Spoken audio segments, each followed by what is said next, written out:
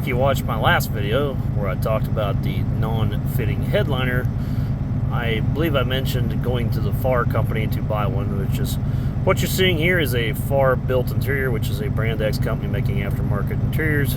Upon opening the box, I wasn't super impressed, and the color is a light shade difference, but it is a John Deere earth tone color, so I went ahead and went with it. But once we began to install it, it fit like butter and was very happy with the fit and finish. The John Deere headliner had been subbed several times, and whoever they're getting for a vendor, you can just tell that they're just not getting the patterns right at all. A few things on the FAR was a little different. It's just the way that the backing material fit and finish was just a touch different, but at least it fit. The tractor's pretty well put together and done, so thank God we were able to pin down a company to make it work. The only thing there I was pointing out was they did not clip that corner quite enough for the wiring harness. Ironically, John Deere actually over clipped it and had a gap, so I actually made a compromise cut to it, and then it fit perfect around that corner. Very miserable cab to work on. There it is. The edges are bigger, so it fits around. The corner's better, so we're not popping out here. We're looking real good around our perimeters. This was a little bit sketchy, and this was a little bit bad, but we were able to work it from the top side down, actually, so we were able to make it seal. Looks pretty good, lines up pretty nice, and this troublemaker popped back in, and we don't have our exposed corners here anymore. These panels here fit in real well with this FAR interior, and headliners always sag, so this is a little bit of a gap here, yeah, but as it slowly starts to settle down, it'll fill in. And I got one tiny wrinkle here. That's where the wiring harness went up, which actually FAR didn't cut the corner quite enough. John Deere overcuts them, so I had to trim it just a little bit, but at least we're able to get it to fit.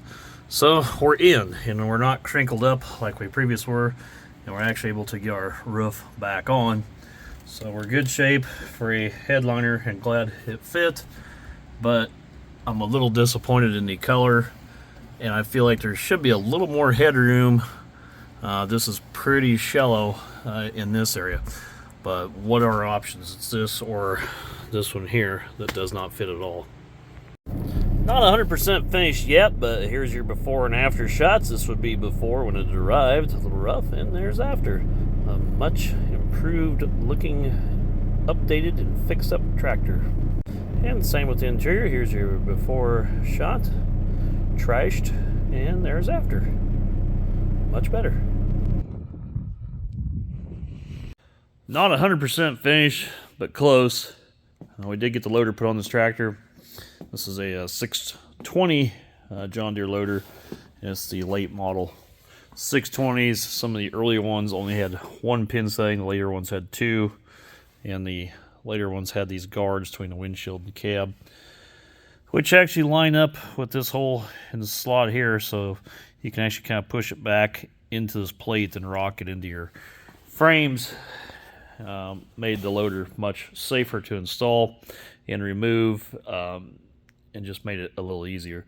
So you can tell the late model 620 loaders from the early models by the decals. Those were the newer Deere, so the black early ones, again the pins and the mounts, and they had a couple other little changes, but good little loader. This would probably be more like a modern day 148 for any of you guys that know about the older models. This tractor is basically a 4020 or a 4020 equivalent. I think if you pulled it next to a 4020, they would be very comparable side-by-side machines. Just wanted to get this done in case we get some snow this winter. That's why we were kind of pushing on it. But we are still waiting on a few parts and some little hardware things to come in. And obviously you can see the wheels are unpainted. I'm unsure what we're going to do here. The front tires have definitely got to get replaced, so that's why I'm going to wait to paint those rims. The rears, I just don't really want to spend the money. These tires are very, very high priced. But when I was moving it, I did notice that whoever had it, this was parked at the bottom for months here. There's a pretty good chunk there knocked out of that tire, so probably end up having to replace the rears as well. That's just cost, so I'm going to wait to bear at a later date. The interior came out looking really well. Got a towel down. There's the new seat. If you guys follow this channel, you'll know that I like things original, but the cost of the seat to put this newer replacement seat in was it was just the way to go. And it is from John Deere, so it's not like it's an aftermarket seat. I mean, it's a Grammar seat. But I did like the original stripes on the original upholstery a little bit better. But it'll be great. Looks good, I think. Headliner looks good. So it all came out looking pretty nice in here. Real clean. Gear shift problems resolved. Actually ended up being a bad solenoid underneath, or corroded solenoid underneath. And yeah, looks pretty good. So pretty happy with the way things came out. But as I said, there's still a few odds and end things that we need to do to the tractor. So all the black shined up pretty nice. Put the mirror kit on, the hoods and paint, and I'm gonna go through this loader. You can see some little buff marks and clean it up here eventually. But yeah, overall, not too bad. Pretty good little tractor. I think this will work well for us. Everybody wants to know what we're going to use it for. Light auger work.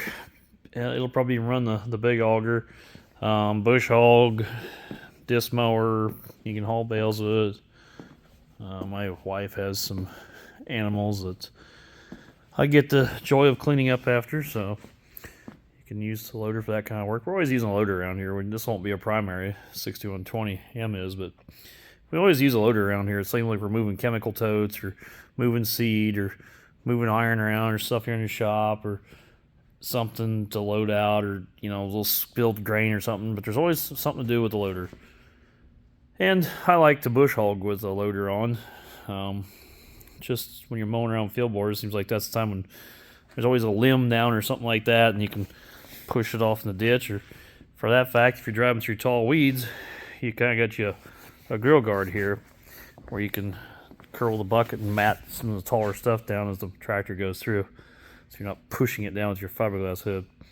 This bucket's in good shape. I don't think it's original to the loader just based on the paint fade, but it is in good shape. The tractor's setting on 30s. It's a 6-foot bucket, which I felt was the right size for this particular tractor, so that's what we went with. This is the 61M tractor. The reason I wanted to show you guys this was because there's a few familiars here. It's the same cab. And I got looking at this and I thought, well, it never occurred to me until I had to work on that other tractor, but same deal, same black plastic shell around the outside.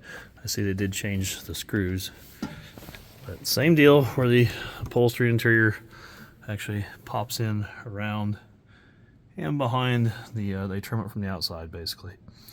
So same, a little different material there, but same thing. Quite frustrating interior layout for sure. There you go, here's the back side of the tractor. The biggest thing you're going to notice on this is the paint scheme. I mean, these are going to be the same panel, but they're black.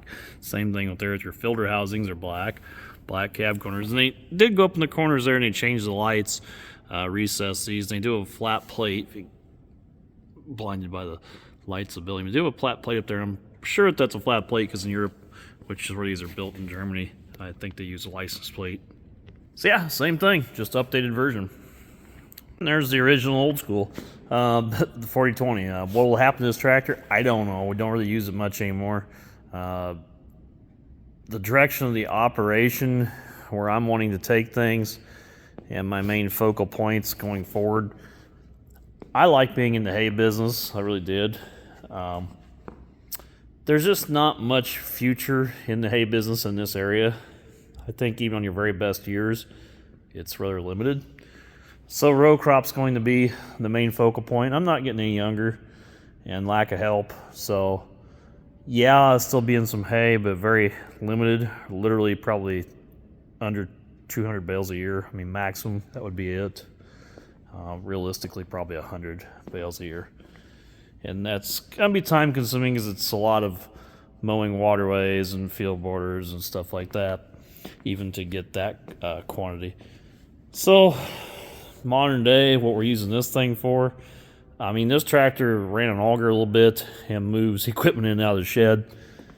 And if you're not moving a lot of equipment in and out of the shed, there's just not a big need for this tractor. 6120M there, that thing gets used a lot. That tractor's really worked well for us.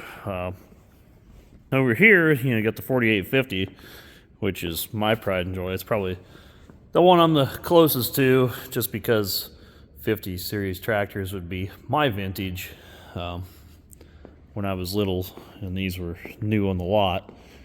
And being of any age to drive a new tractor, this would have been what was on the market. We had a new 4450 in '83, and my memories go back to that and sitting in that new brown interior, and wow, it's a nice tractor. Then this 4620 here, I thoroughly do enjoy this old tractor. I kind of wish it was an open station just to play with. I mean, open stations, again, service no purpose, but just to play with it, I kind of wish it was an open station. But realistically, I really don't even need it. I really don't need that 4020. That 6420 will fill it in the gaps more than efficiently. Really, we need to be going to bush hogs, and I am doing some hay, but it's crossed my mind to just buy hay for her pets and just forget it entirely for that fact. But we got to get more terrace and tile work done. So I'd looked for the last year and a half, actually, and when you're trying to streamline an operation, part of that streamlining is just utilizing your tools. It's a mechanic could go out and buy $30,000 of extra tools that he may use for one mechanicing job, but he really only needs the 200-piece Napa set. And that's kind of what I'm trying to do. I'm trying to streamline and use what I need normally and not what I need for this and that or extremes or maybes. This tractor here, I really can't find a good loader for it. And it's a damn big two-wheel drive tractor, 195 PTO horsepower. But I kind of wanted to find a loader for it, which is one of the original ideas with the two-wheel drive. I think a 725 loader does fit these, but I mean, ultimately, this I probably need two loaders, or even just having a skid loader. But this tractor, 6120, then we got our two new ones back there, the 9R and the 8R280, and we'll plan on keeping those long term. That's really going to carry your workload for our operation. And if I could get down to 4 tractors, with really the plans of being 5 maximum, that's all I need. That's less upkeep, that's less batteries to maintain. We keep insurance on stuff just in case, but those are all costs I can cut. So if I am going to go to a row crop operation entirely, realistically, I could probably consider getting rid of some of those others, but I will not get rid of this 4850. Only thing left of this 4850 I never did. I just threw the duals on it, so we're just bailing on some rough stuff. They're original duals. They've never been painted. They're very rough, but the tires are shot on them, and I just use them for stability. But they need to be replaced, replacement tires, or they need to be updated and painted, something like that.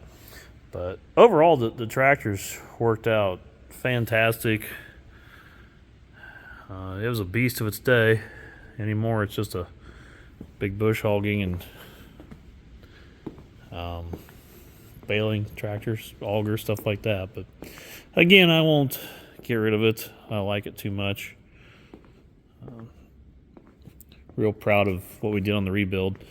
I definitely really want to get that rear tires replaced. I have actually considered putting the original 2838s onto it and then just selling this 4620.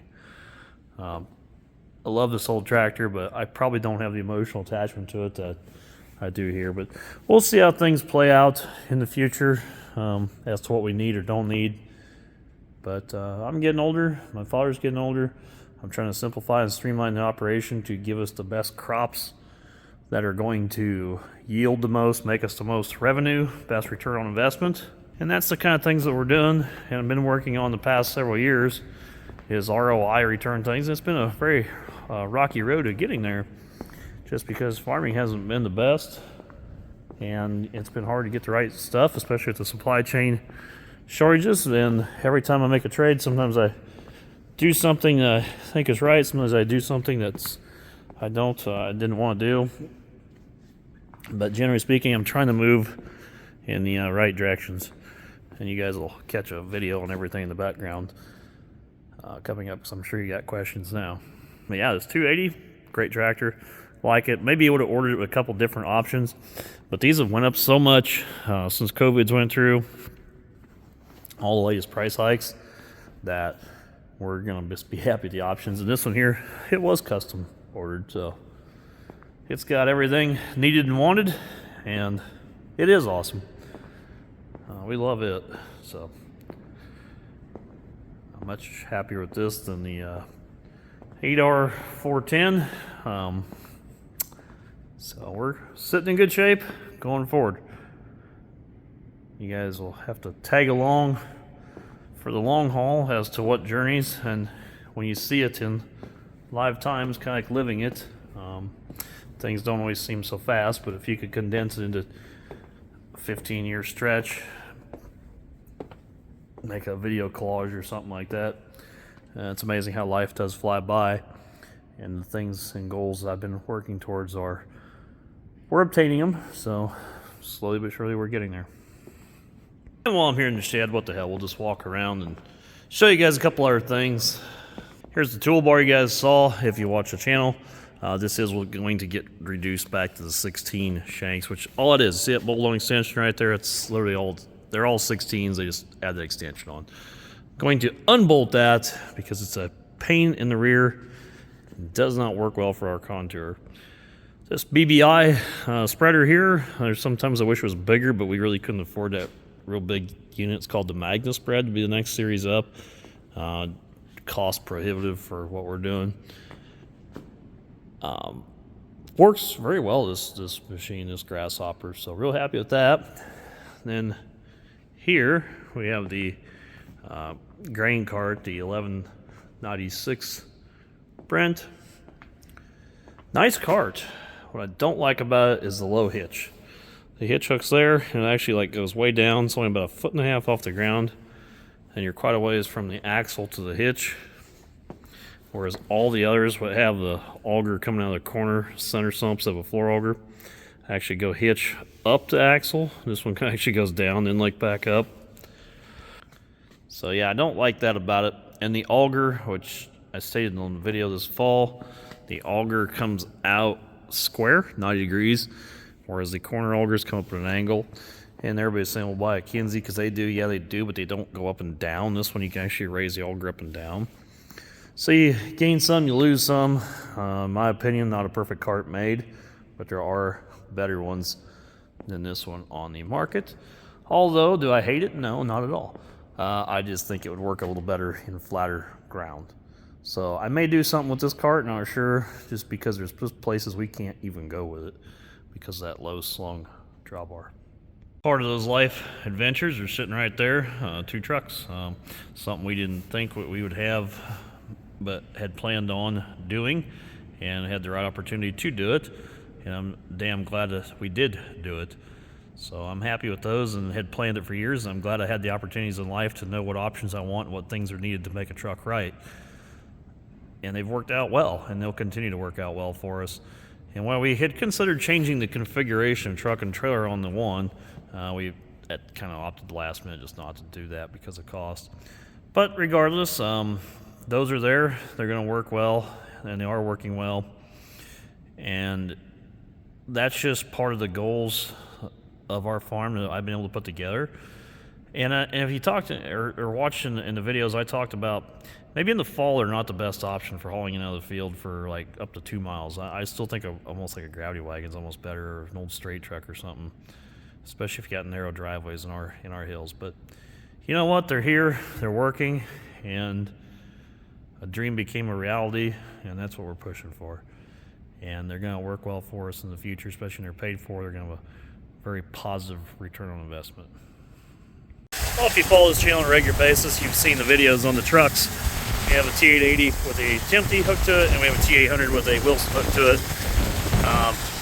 We've had enough time with these trucks, and we're loading beans here today, and it's very damp out ahead of some incoming moisture, which is why we're getting these loaded, just so we're not doing it in even worse conditions outside. But we've had enough time with these trucks now to kind of know what's what with them, how they react. And like anything, after you're around it enough time, you don't look at the good things, you start to focus on the things, or at least for me, you tend to, the things that you don't like or drive you nuts about something is what you wish you could change. So I thought for this video, we could go around and look at these now I've had some time with them, and show you a few of the key feature pros and cons of likes and dislikes. Trailers are pretty much neck and neck the same, which we discussed in the trailer video. Some things I really do not like about this Tempty though, it's got this inset ladder, meaning the rungs need to be out here instead of on the back side. It drives me nuts for going up and down it, where the Wilson is just a rung and a flat side. This here drives me insane. This little door, this is a real pain in the butt. Now, the hydro traps on this I've been liking better than the Sherco traps.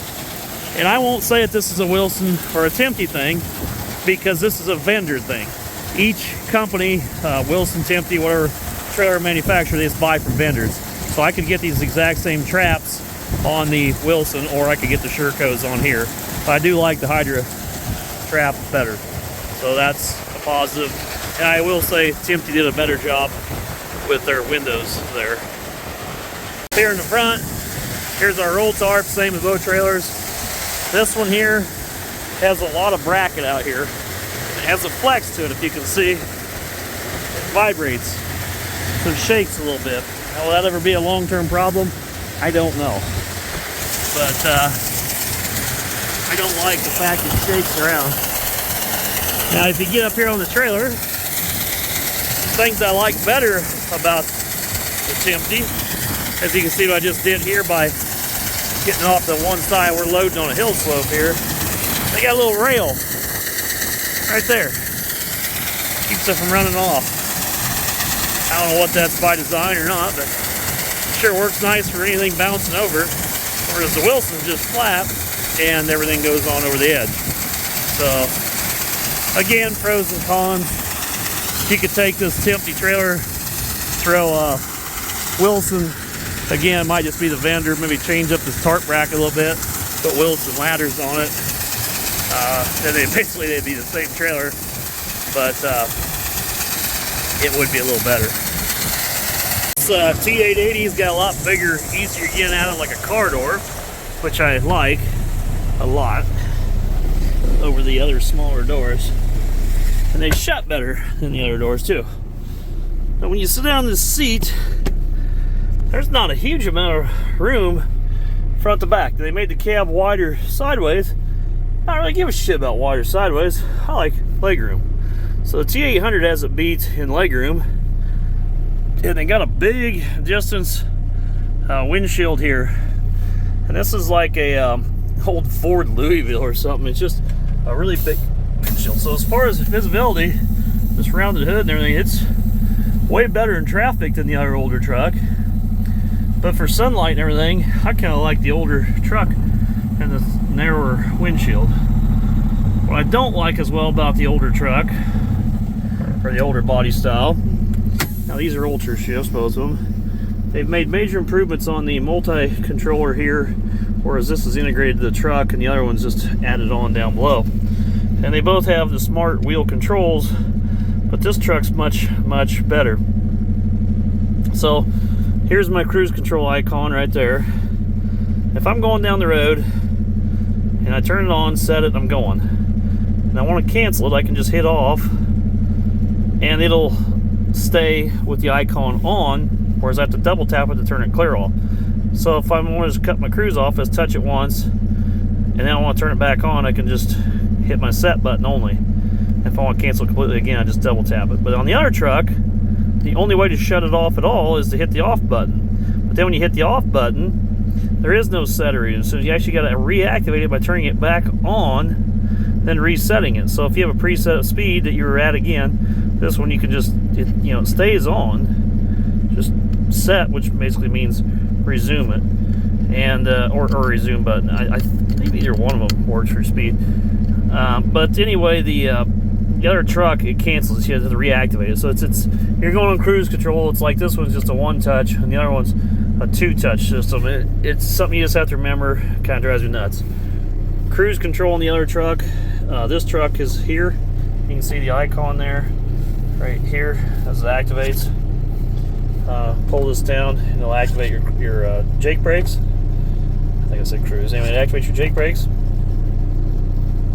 Simple, says you're going down the road, you can click, click, click. And the other truck is push buttons, and they're much, much harder to push on the wheel. So, instrumentation wise and wheel comfort wise, gear shift wise, this truck has the other one beat by a long shot. The seat and the correlation to the steering wheel with legroom, the T800 has this one beat. Getting in and out of the cab a lot, this truck has the other one beat.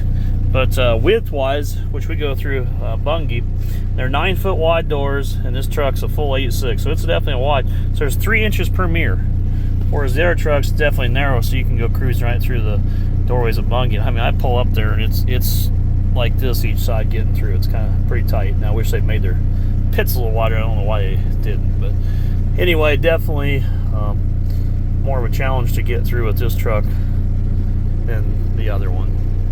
Now, as far as like all this extra room in here, because of the wide body, I keep some stuff down here, but there's a lot of space over here, but it's a waste of time. You never use any of that stuff. So I don't mind the other truck where the seat's actually a little closer. You can set your extra stuff on the seat. The other one's only got one pop bottle holder. This has got 2. So I end up throwing my other soda up on the seat on the other truck. Just something I wish it had 2. So neither truck is perfect, but again, that's the little things you start to notice as you're driving down the road, and you pay attention to the little nuances here or there. Both trucks have this navigation system here with the Bluetooth. Pretty bad. You can go to Amazon, buy a $10 Bluetooth device, and it's better than this high dollar option here. I still think it's cool as shit, but it's kind of a failure. And now we have things put away here in the shed. I can kind of show you a couple of those key highlight features. And here would be the narrower door on the T800, and you go up in this kind of an angle, and of course you got the moving column on this one, but you also got a windlay seal here that likes to drag your shoulder, and you actually sit down behind, if I can get a good side view here, kind of behind this, because this has got the extended cab. So a little more legroom with this extended cab, but definitely an older technology interior. Again, pros and cons. And taking a look here at the trailer, much easier to use. Controls with the Sherco. I like that. I could get a Sherco on that one. So I like Sherco tarp, but I don't like the traps as well.